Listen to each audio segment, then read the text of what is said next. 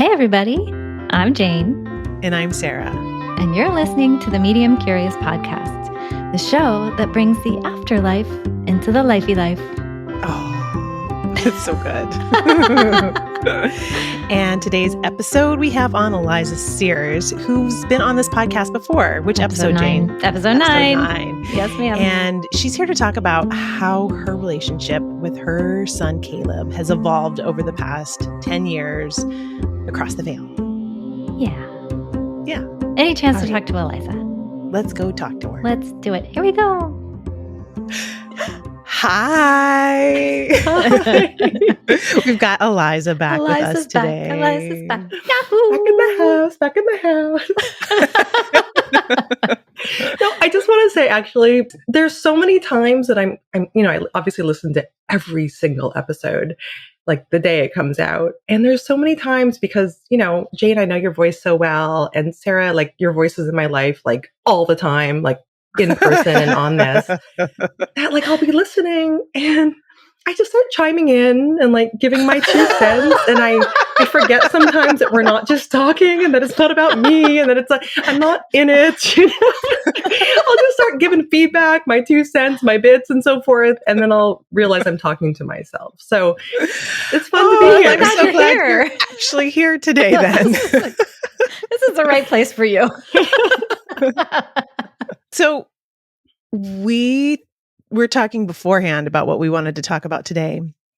And we were going to call it evolve. How our relationship with people across the veil evolve over time. Yeah. So for those of you who don't know who Eliza is, which if you listen to any of these podcasts, I think we mention you in pretty much every single episode. Love it. Yeah. I think I don't, but then when you don't mention me, I'm like, hey. Oh, yeah. Episode 13, bitches.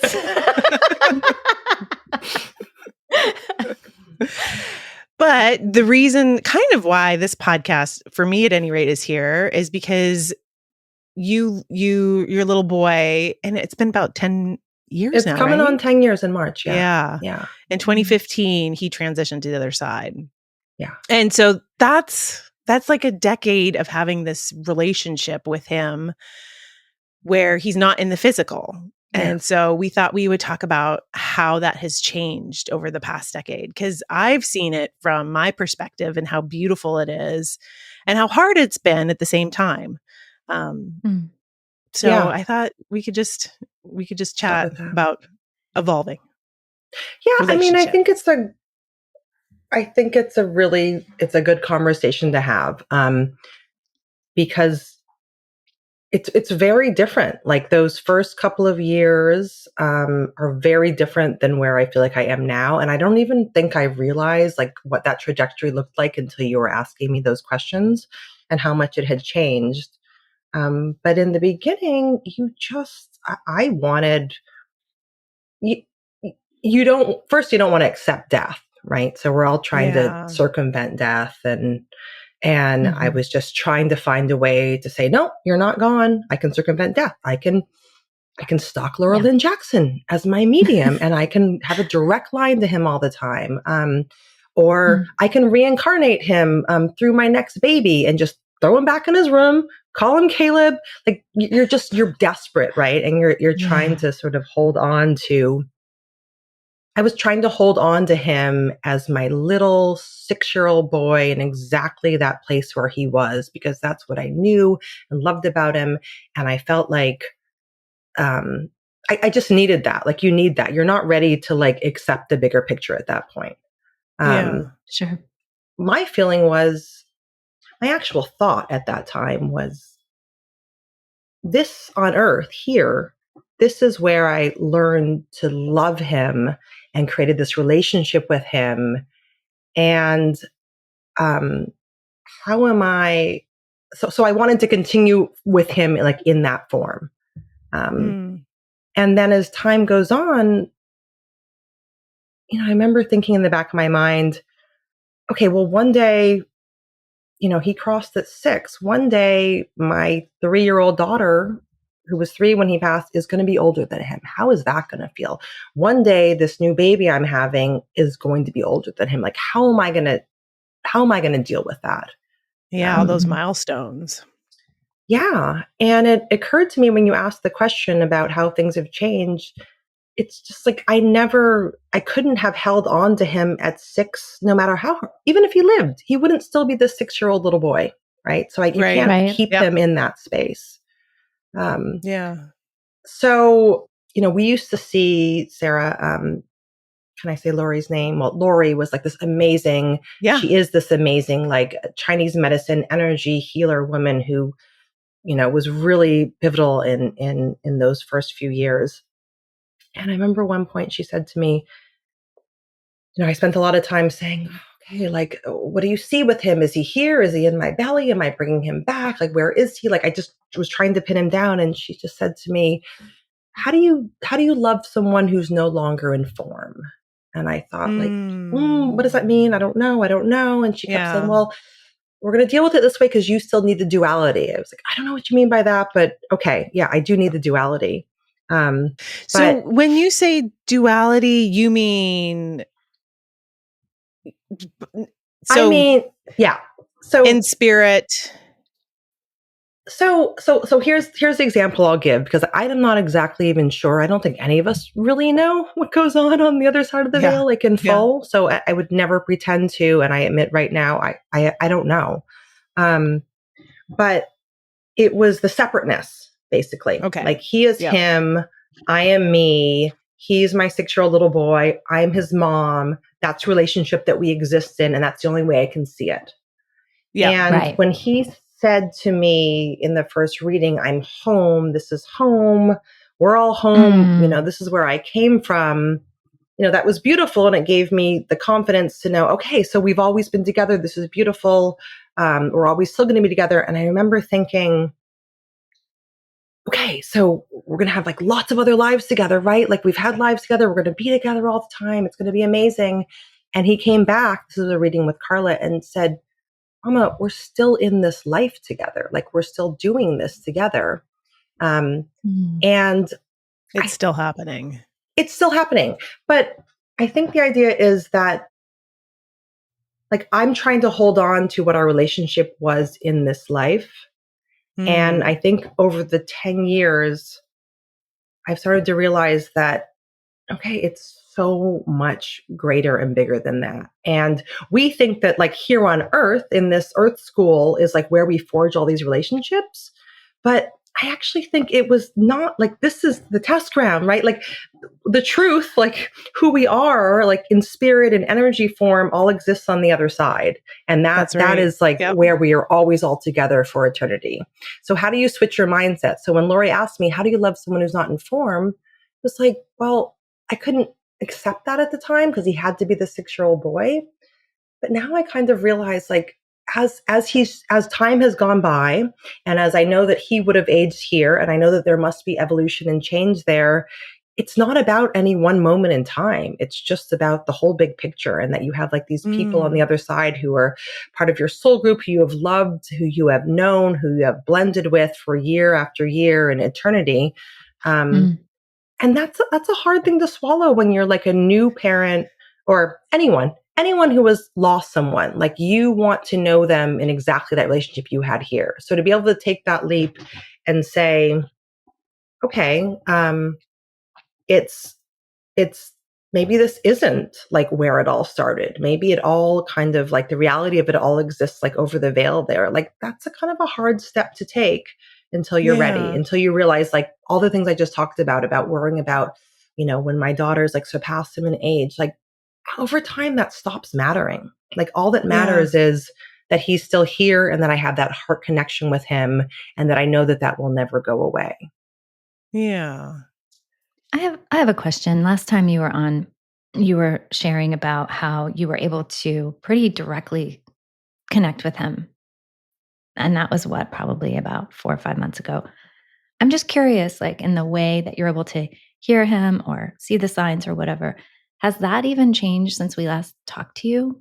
Like, how is it that you relate to him now? So It's interesting. So it's still hard to hear from him directly, like when I'm sitting in meditation. There have been moments where I've been sitting, on my couch meditating, and in my mind's eye, I saw him standing next to me. But when I saw him, he had more angular features. His hair was a little bit longer. Like he looked 14. I mean, and not in the way that I would have thought that he would have looked. Like it's hard as a mom to morph that baby face into a 14-year-old, right? Yeah. So I feel him sometimes like show up that way. He also, as he comes in now, he comes in older. Like that's what he does. Like he comes in, and whether that's, I think he does it for a couple of different reasons. I think he does it for me to show me that he is growing and evolving and learning. And I think he does it sometimes also because I think a lot of times when he's coming in through another medium, a lot of mediums have a hard time. Like it's really emotional for them to connect with a 6-year-old. Yeah. And so he'll start out looking like he's in college, and then he'll kind of backtrack because, I've had mediums that's happened say like, to me too. Yeah. I mean, I feel like I've brought through quite a few kids who they'll either show me as a kid and actually they crossed when they were like in their early 20s, but their mothers or their fathers relate to them as like a little child. So I'll hear them say mom or mama when they first come in, but then I'll realize, they were actually older when they crossed. And I had that's so interesting. I had a woman who whose little baby had crossed, but he showed up with this huge like big man energy.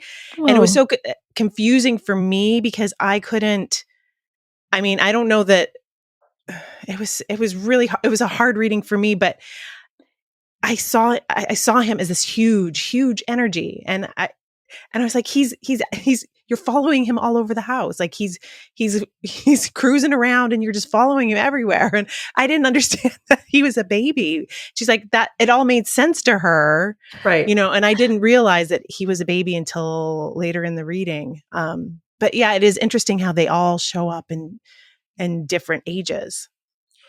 Yeah, no, they do. And it's funny. Sometimes I'll have someone come through and say, it's like they need to see him as, 22 or whatever it is. And so they'll say, well, they'll like sort of misinterpret like, oh, did he drive a train? Or, I'm like, no, we played with trains. But, it's hard for some people to wrap their head around, a death, a little kid crossing that young. But going back to your question, Jane, what was your question? Like how?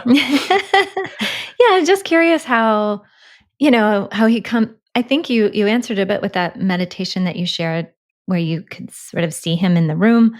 I'm just curious, like certain of my folks on the other side, I feel like I can just kind of talk directly, but other times it's just through mediums, Sarah or anybody who does a reading for me. So I was just curious, like, how is that for you now? Are you able to just like hear him? That's what I was wondering. So I feel like I hear him, but like all of us, it feels like it's kind of in my head.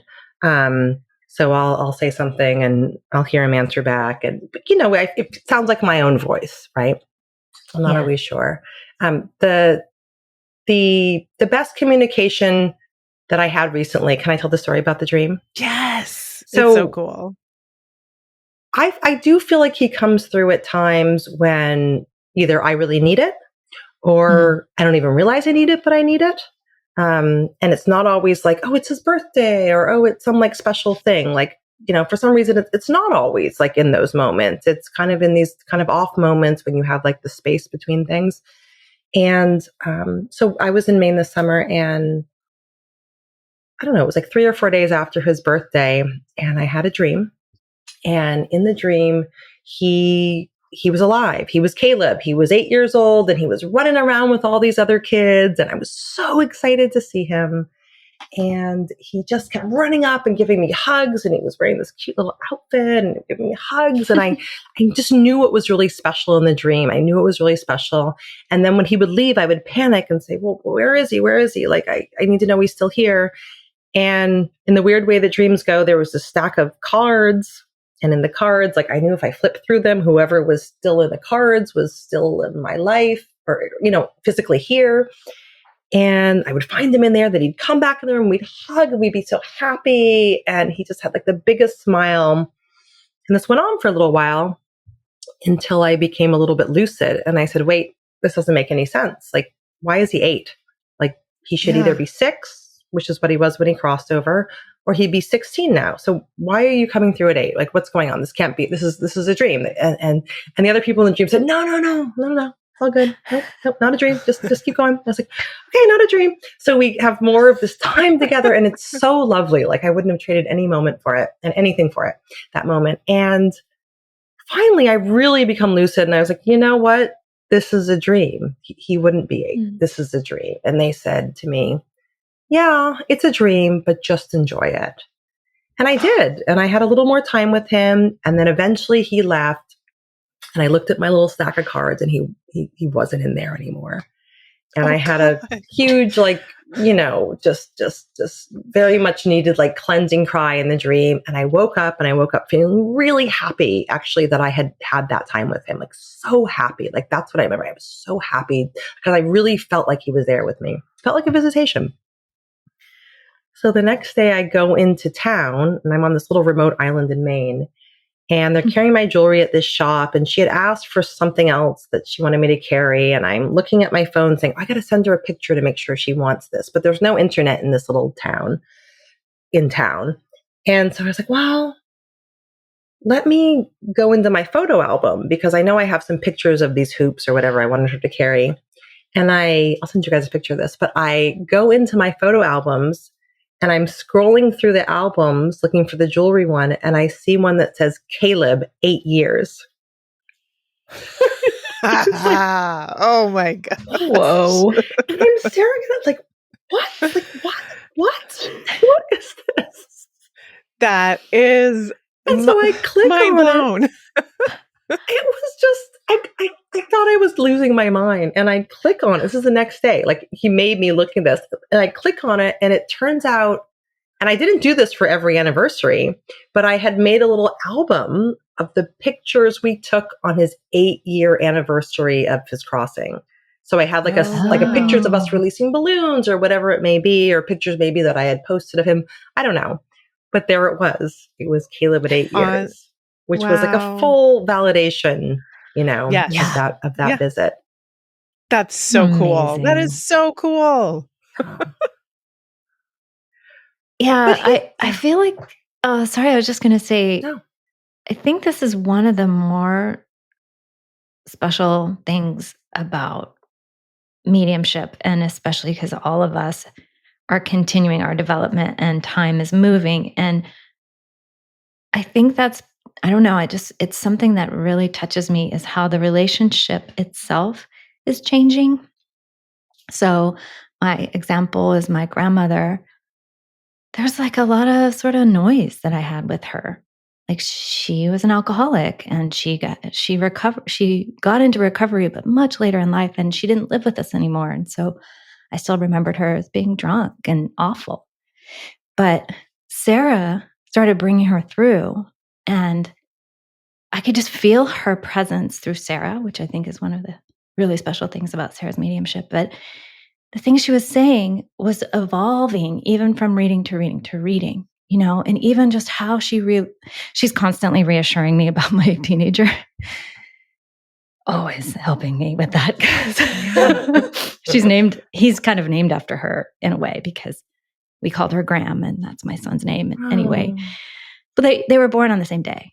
Oh, yeah. So it goes and goes and goes. But so she's like one of his guardian angels. But what I love is that through writing and through Sarah and other mediums, I'm just finding out new things about her. I'm finding out about her comedy. She was really funny. She was really dry. That's one thing Sarah says, and other mediums too. And then, like, well, you got that from her, clearly. Oh, thanks. Yeah, so there's just like this, it's a continuum, but the evolution is a trip. Like it really is wild. And then she will fling, she's monarch is her sign. She will just fling those things at me all the time and then put an idea in my mind really clearly. And that's because I'm developing as a medium. I'm developing as a human. My consciousness is evolving. And so we have a better time of it. You know what I mean? So that's part of what I think is really amazing is how we kind of get to keep checking on that continuum. And just one more thing to add to what you were saying earlier about how like you wanted him kind of stuck, but now it sounds like you have more acceptance. Like he's older or different, or you have a new relationship and you're accepting his sort of aging. I'm just curious if you Well, can say yes, more because he wouldn't be 6 anymore. So that's like cognitive dissonance or something. You know, like I can't reconcile that necessarily. And I was listening to Suzanne Giesemann recently, her newest book, and I had heard a lot of these stories before in the book, probably because we followed her on all of her chats and all of her, you know, monthly so-and-sos. You know, I read all of her books. This is a newer book, but she told a story in the book that I'd heard before. And it hit me completely differently this time. And I felt like it was a reflection of like, you know, as we have all grown over the years, like, you know, all three of us here, like the perspective has just broadened and expanded, right? Of like what we accept and what we know to be true and, or what we believe to be true. But she talked about, you know, she lost her stepdaughter, Susan, and you know, Suzanne has gone on to have all these amazing experience, you know, talking to all sorts of people from all different realms. And she has an experience where she feels Odin come through, who's like a Norse god, I think. And Odin comes through and she has this whole conversation that she kind of validates through all this evidence and has this connection. And then somewhere down the line, you know, Odin brings through all this information that like connects him to like the daughter and thunder and like all the things that happen with her passing. So anyway, somewhere down the line, she connects with Odin again. And Odin morphs into Susan, her stepdaughter. Whoa. And then morphs back. And sort of the message in there was sort of like, it's all one, we're all source, we're all the same. And when I heard that in the first couple of years, I was like, no. Like, no, I'm not hearing that. Like, he is still my little boy. I don't want to hear that he's part of the big picture, that he's part of the universe, that he's a drop of light. Like, I don't want to hear that. And it bothered me. It was a really hard thing for me to listen to because I needed to keep him in that 6-year-old form. And when I heard it this time, I was like, of course. Absolutely. Like we are all like this expression of source, right? And thank goodness we are, because then I know that, you know, like we are eternal and we're, you know, we're always going to have this connection. And so it was like I don't think I could have, I wasn't able to accept that, you know, 2 years ago, but at almost 10 years, like I almost like cherish that. I relish in that, you know, this idea that you don't have to like put things in these boxes, that like, it's just this beautiful web of connectivity. And, you know, however Caleb and I have shared love and connection, like that is fine with me at this point. Like, because that's all like, that's what I want, is just like that love and connection from him. Because he wouldn't, you know, he would be 16. Like, I don't know what that looks like anymore. I just know that like I love him and our hearts are connected. And I think that's like the early grief too. You know, from my perspective, watching you go through it. Just it's hard because that offered mediumship and knowing that he still existed. And I think for you at that point in time, just knowing that he was safe, knowing that he was at peace, knowing that he was happy, knowing that he was still with you were the important things at that point that you needed to know. Like you needed to know that he was okay. I mean, I feel like that was the big thing that you needed to know at that point. But then, it's still knowing that didn't take away the, like, I don't have him in my arms. No, but yeah, it did not take that away, but it really like, healed a lot in my heart to know that he Yeah. had survived this. Well, I think like in the beginning, it was very much like it had to be a certain way. Like, I don't know if you remember, but of course you remember, but I mean, I got pregnant right away. I wanted to rebirth him. I wanted him to be Caleb. I'm actually sitting in his old room now. I wanted to put him back in here, name him Caleb. I remember when you found out that you were not having another boy and that you were having a girl. And thank goodness, universe, for saving me from myself, right? I mean, can you imagine if I'd had a little boy and named him Caleb and put him in here? I mean, I wouldn't have actually named him Caleb, but that's what I wanted to do. I wanted to bring him back. And I spent a lot of time like working with Lori Heron, just be like, okay, I'm reincarnating him. Like, tell me he's in there. Tell me this is all happening this way. And you know what? She did find him in there. Like, she found a lot of his soul essence, like in my new daughter who came. I mean, thank goodness I had a daughter who really like so much of her essence, like, I mean, it's just like him to my core. Like, there's so much specialness between us that reminds me of him, but it's not him. But I know he's in there a little bit. Like, I know there's a lot of connection between them. And, to the point that they have a connection. Like, I think I've told you the story of her, when she was maybe 1.5 or 2. She could talk. So she must have been like 2.5. And she's like, Mama, we need more paints. She's like, I'm out of paint. And I said, okay, I'll get more paints. So, all those little paints you get from Target. I was like, I'll get more paints. She goes, no, we have more paints. I said, we don't have any more paints. She's like, no, we have paints. And her little determined body like grabs a stepladder, pushes it up to the dryer, climbs on top, opens up a cabinet above, like well above her head height on top of the washing machine. Yeah. And pulls out paints. And I forgot those paints were even there. Those paints were hidden away since like the last person who used them was Caleb. But she knew those paints are up there. And so whether that's a whisper in her ear or just like a connectivity, like connectedness, like between them, I don't know. Okay, wait. So this is I wanted to kind of hit on this topic because it's pretty esoteric, but it's fascinating. So I had the same experience where my dad has been gone a long time. He died in 91 and we had our son in 2009. And I was like, I wonder if this is my dad. And so I went to a medium and I asked that. I was like, is this, Rick? Especially because he was like 1 year old and he would sit the exact same way, which was very precise, just minus the cigarette. But there was like this certain way my dad would sit where his legs were crossed. Like I don't know how to explain it, but like it was like that. Yeah. Right. Anyway, I was like, holy shit. I would look in the rearview mirror and he'd be sitting in his like baby toddler seat and he'd be sitting, like looking like Rick. And I was like, holy shit, is this my dad back? And is that kind of weird? Is it weird to birth my dad? But it's been 20 years or whatever the math is, 18. I don't know. I'm not good at math. A lot of years. And this medium was like, there are parts of him. That's almost exactly how she said it. Yeah. There's like his like essence. They share the same soul essence. But it was like, yeah, but I'm, and I'm like, what percentage? Like, what do you mean? And like, I want to quantify it. I want to understand it. I have like label it, stick it in a human box. brain that needs a freaking spreadsheet telling me how much essence. And I was thinking that a minute ago when you were sharing about how how you're experiencing him now. And there was just something about the way you were talking that made me just go, well, he's on the other side and he's here with you.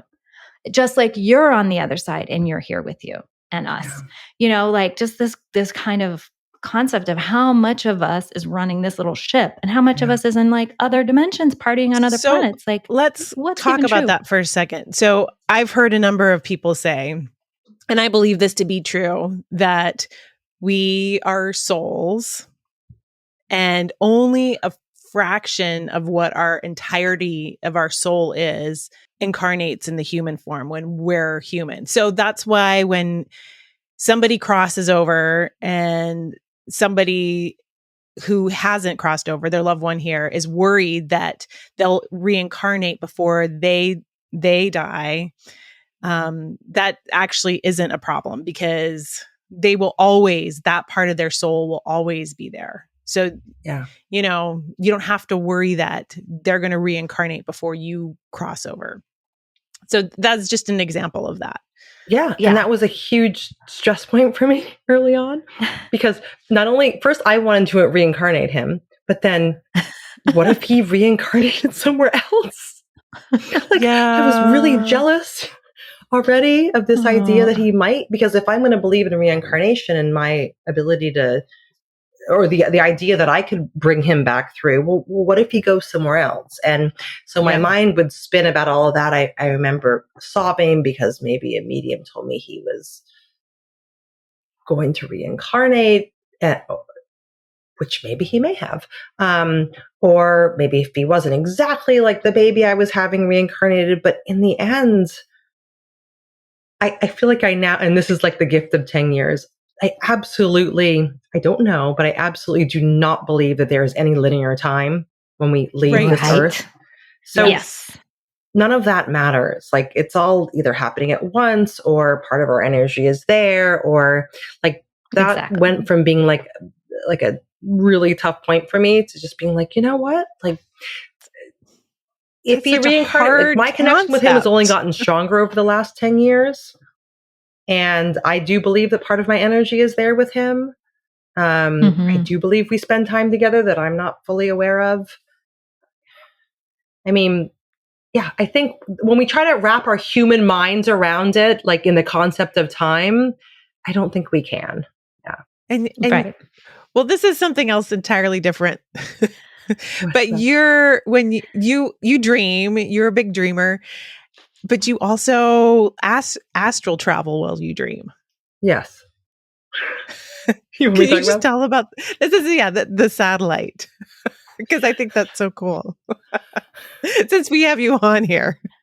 Okay, you can cut this out if you want. It's a little out there. I don't know. Ever since I was little, I feel this thing that happens at night where I feel like this pressure that comes into my body and it tingles. And then if I fight, anyways, it's like this tingling, and it feels like every atom in your body is feeling charged. And I think it's a vibrational shift is what I've learned that is. And I think we all shift vibration as we fall asleep, right? I think we fall asleep and our body slows down, our vibration change, and we have all sorts of adventures out there. And for some reason, I feel like I have a little bit of greater awareness of that. And so I worried about this for years until I took my energy medicine class and learned that this is a normal thing. And there are people who have written about it, like Robert Monroe. He's the only one who's ever really explained what that feeling feels like to me. Like every molecule in your body is being crushed, but there's no pain. I can't explain it. It's just like you're changing dimensions.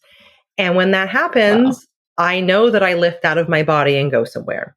And I can't always track it. I don't always know where I'm going. I've had really incredible experiences, and I've had ones where I just lift and then I wake up and I don't know what's happening. But I did have one. You're right. I did have one where I kind of learned to control it after this energy medicine class, where I would like lift up and fly through the sky. And I passed a satellite. I definitely passed a satellite. I realized I didn't really know what a satellite looked like until I woke up the next morning. I was like, is that what a satellite looks like? Does it have like those wings or like arms? I flew right by it, this satellite. Oh, shit. I mean, I'm going to lose all credibility here, but I had another one when I was in the class, the energy medicine class, because she goes through segments and you just get trained with all the other students and you just go through these like developmental segments together. And I had one where, God, Sarah, remember this? So I'm in Maui, I'm asleep, I wake up or whatever, I don't know where I am, and I feel the vibration. And I think you and I had made a pact. Okay, if you leave your body, like come visit me, or And cool. I feel myself in my bed. I know I can feel the sheets below me, the bed, and then I feel the vibrations, but I can still know that I'm awake, but I'm asleep, but I can feel the bed. And then I hear this like kind of like the old modem dial-up sound. Oh, yeah. And then I hear Sarah's voice coming through. I don't know why, but she crosses my frequency at some point, and then suddenly I am in a far reach of space. I can feel my bed, but everything is crystal clear. I am looking at like Wow. nebulous clouds, I'm at clouds, beginning of the universe formations. And when I look Whoa. really far away, I see this beautiful white cloud. And then I do with my eyes what you might do on an iPhone, which is like you sort of zoom in with your fingers. Yeah. And I zoom in and I realize that the cloud, you guys are going to have to cut this for sure. The cloud is made of like hundreds, if not thousands, of tiny little starships. Like, I'm not talking like white planes with no windows that are in formation, like kind of like out of Star Wars, where they hover in space, or whatever those shows are, where they hover in space, like standing in a formation. And that's what that is. And then as soon as I see that, I can remember it now. It was so clear, and I can still feel the bed under me. And then so I'm like out there, like in the middle of space, and then suddenly I'm taken to, I can't believe I'm talking about this, the smallest, most micro things in the universe, where I'm sort of at the bottom of this swampy pond, and I see like all this like really new fungi and growth and so forth, like swaying in like the muddy water of like right where you think like, the dinosaurs came from or something. I don't even know where I am. And then I wake up, and the whole time I was lucid. I can't explain it. And I talked to my teacher, Francesca McCartney, about this, and she said, "Oh yeah, that's just somewhere you go in your astral cartography." It's like, oh, of course. That's just somewhere I go in my astral cartography. I don't know. Oh, that's so cool. I mean, there's just so much out there, Well, that's the thing. I think we don't have to have it all figured out. We don't have to know. I mean, the whole point is that you have this connection, this love connection that you still have access to, that you can still feel with your son, Caleb. Yeah. That's the whole point of being a medium, that we have these experiences that are absolutely real because there's evidence that they are real, and that this connection of love is so much bigger than our bodies. And this is the whole point of this. We don't know exactly how all of this works. We don't know everything. We don't know. Can I just say this? So we're just spinning. Yeah, confessions. Eliza got me an Akashic record reading for my birthday one year. And that's something else that we can talk about too, because that was before you could access the Akashic record. Yes.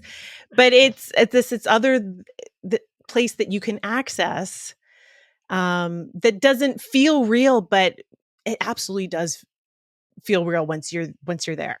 Yeah. Right. At any rate, she said that you and I, Eliza, between lifetimes, we pinky swear. Oh yeah. Okay, I'll join you in this next lifetime. It's like, that's right. Let's do this again. Oh my God. That's adorable. We've done this a lot. And we've done this a lot. And apparently, I think we've been like sisters. We've been. Oh yeah, we definitely have sister energy. Yeah, for sure. All sorts of stuff. But that we have a pinky swear to like jump in together. Like, hey, you need me? Okay, you want to do this one? Okay, I'll do it with you. That's fine. Yeah. That feels want to join the PTA? Yeah, let's do it. Let's run it. Sarah was like, no. And you were like, for sure, the PTA. No, she was like, yes. I was like, one of you was driving the PTA bus. I want to know. But sort of going back to the doubt, I mean, I feel like in the beginning, I really needed, like, I don't know. I'm going to talk about my best friend from high school for a minute here, because she was always like, how can you say you're 100% sure? How do you say you have no doubt? It's like, I don't have any doubt anymore. I don't have any doubt that there was life beyond this, that we are eternal. Like, I don't have any doubt about that anymore. And it really bothers her that I say that. And you don't have to know exactly what. No, but I've had enough experiences now, right, that I know it. I believe it. Yeah. And I remember in the beginning when we were doing those practice circles, and people would come through, and I remember I had someone come through and say, "Oh, well, Caleb's here, and he kind of likes mashed potatoes and chicken." And I'm like, oh, I guess, did he? I mean, yeah, he probably did. But I was like, why can't he just come through and say, like, "Mama, I love mac and cheese. You know I love mac and cheese. Of course, like that was his favorite meal. And a couple days later, we were on a reading, and Carla Jalbert texts me, and she says, I've got Caleb here, and he's saying, Mama, I want mac and cheese. I needed like the proof. I needed to know that it was, that it's all going to happen that way. Anyway, so I don't need that as much anymore. But so my best friend from high school, she's kind of had a tough year, and she lost her mom in the last couple of years, and there's been a lot going on in her life. And she recently told me, I don't know, sometime in the last 6 months or so, she was driving, and maybe she wasn't driving, but she was questioning everything. And she was questioning, like, I think I feel my mom. Do I feel my mom? I feel like, and she's so incredible because she has had a million different experiences. Like, she's so connected, but she just questions everything. Like, she fully hears her like spirit guides, and she doesn't even realize that's what she's hearing, but she fully hears them. She has all sorts of like really beautiful, phenomenal experiences with the spirit world. But she questions everything. So I guess she hit this point where she got so frustrated, and she's like, she felt like she felt Caleb. She's like, you know what, Caleb? If this is real, if all of this is real, why don't you just dance right in front of me right now? And at that moment, she picks up her phone, which is unlike her, and she goes on to Instagram, which is very unlike her because she is so anti-social media for the most part. And what comes up right away is a video I had posted of Caleb. And I don't post that much about him that often because I feel like when I do, everyone's like, are you okay? Are you okay? I'm like, and the video, like once in a blue moon, I post, and it was literally him in my kitchen doing this like kind of little, it wasn't actually a dance, but he's like going back and forth in front of me, like being like, Mama, why are you filming with the camera? Why? And she's like dancing back and forth, trying to avoid me videotaping him. And she opens her phone, and the first thing she sees is literally like Caleb dancing before her. Yeah. And oh my God. So it's like, yeah, no, maybe the spirit world can't produce like him physically in front of her dancing, but like, look what it can do. Like, look at that. Right. Yeah. And can I just say, you never post videos ever. No, that might have been like the first time in years. But I just, every once in a while, I feel like I need to, but like, it was so rare. Yeah. Like the whole thing. Well, and also the setup, because you had done that before she asked that. Yeah. So it kind of makes me think about the nonlinear time thing where he knew that she was going to ask that when you posted that in your phone. Like all of that coming together made me post like it? that. Yeah, exactly. Yeah. All of that stuff. Yeah. All of that crazy magic and how that all works. Yeah. Amazing. Well, ladies, I'm looking at the time. Yeah, I know. No, I know. Really? I don't want it to be over though. No. That's fine. That's fine. I'm happy if you're happy. No, I'm not happy. I'm not done. No, I'm just kidding. But when you were talking about zooming into the, I was just sure you were going to say, the starships or whatever. And you were like, and there was this beautiful white cloud, and I was zooming in, and I thought you were going to be like, and it was Sarah. Sarah did a spit take. I did a spit take. Oh my gosh. I feel like we had an agreement for a long time. Like, if we travel, let's find each other like on the astral at night, right? I am not an astral dreamer like you are. I've tried. You I can't do it. All I can do is call you on the modem. Eliza, copy that. But isn't that interesting because it's all like, okay, it's very woo-woo, all of that. I get it. But you can't make up the fact that as I feel myself like vibrating and all that, like it's literally like I felt like the way you switch dials on a radio station. Like, and then I could like hear her voice coming through. And this happens sometimes when I'm in between like sleep and then leaving the body is I switch a bunch of stations. I can hear my mom. I can hear Sarah. I can hear like different bits coming in kind of statically. And it feels like you're just switching frequencies, which it's all vibration frequency, right? It is all vibration. Yeah. This is a quick aside, but I was just listening to Laura Lynn Jackson interview this doctor who does brain EEGs to study mediums' brains. And he was saying, so when a medium's doing their thing, they're primarily on the right side of the brain, but what they turn off is what is on the, I can't remember exactly where it is in the brain, but it's called the God spot. And it's the part of the brain that defines boundaries, like I am me, you are you, we're not the same. Separation, right? Separation, Yeah. this is my body, this is who I am. Mediums turn that down, turn it off so that they can access everything as one. So I just thought that was pretty cool. Wow. Like consciously or unconsciously? Well, not consciously, because consciously. I'm a medium and I haven't thought about that ever. Yeah, but it's why you. Now I'm gonna. Yeah. I'm like, okay, God spot, you're going down. That's an affirmation. Okay, brain. I do tell my brain to go offline, so that kind of does make sense. I'm like, shoo, brain. Yeah, but I think so. Here's a tip for anybody who wants to access this part, and this is kind of what you were talking about, how your viewpoint, how your relationship with Caleb has changed. And it is recognizing that we are all a part of the greater consciousness. So I think a lot of my life I spend seeing other people as souls, like greeting them in a soul to soul level.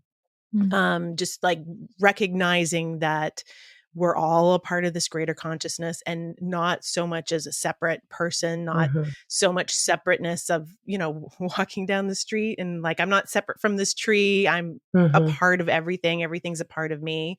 And just really embodying that in every minute of my life, that really does help with mediumship. And it sounds like, you've gotten to that from a different point of view.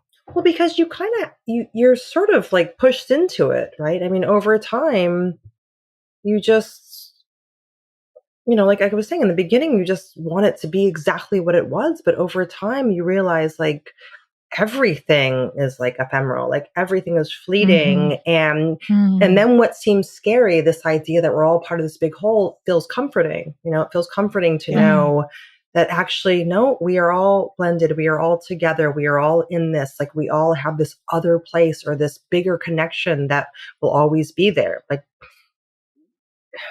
it's just the higher perspective.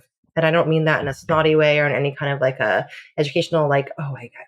It's just like, it makes sense. Like it makes sense that like when he told me I'm home and we've always been here, and this is like that is where I learned to love him. Like that is where we made our connection. It wasn't here.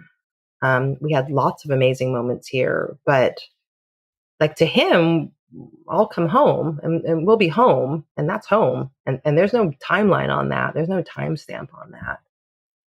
Yeah. I think that's exactly a great place to stop. And I just want to add one note, which is that lately I've been talking, especially because life can be real lifey and hard, is like, this is just a little adventure. Like I keep going, oh, this adventure, or on the spaceship, I'm on this part of the spaceship. And now I'm going to see your fleet of space vehicles. I'm on the 5th on the left, Eliza, if you want to come back. But could have made that up. Like that's so cool. I mean, it's like, like Salvador Dali and you are hanging out, painting some crazy shit. Like it's awesome. I think it's awesome. And I don't think it's weird. I think astral travel, crystal clear in my vision right now. Yeah. It's gorgeous. I don't think it's woo at all. I think it's actually freaking normal. And most people just don't have that lucidity that you do. I think you're lucky. That's what I want to say about that. But I do think we need to close, and I adore you both. That was fun. Let's do it again. We'll keep it up. I like to be part of the chit chat. Thank you, Eliza. Keep doing what you're doing. You too, Mama. We'll see you soon. Okay. Love you on guys. The PTA. On the PTA stage. Bye. Bye. Bye, everyone. Love you all. Bye. Bye. Medium Curious is made possible by Jane Morgan Editing. Sarah Rathke made the amazing music. And Gigi Hawkins, Podcast Consulting. Our logo was created by Eric Allen. Mix by Podcast Engineers. Kyle Hansen, McKee, Photography. And the dogs under the desk in Hawaii are Kalea and Domino. And Trixie in California.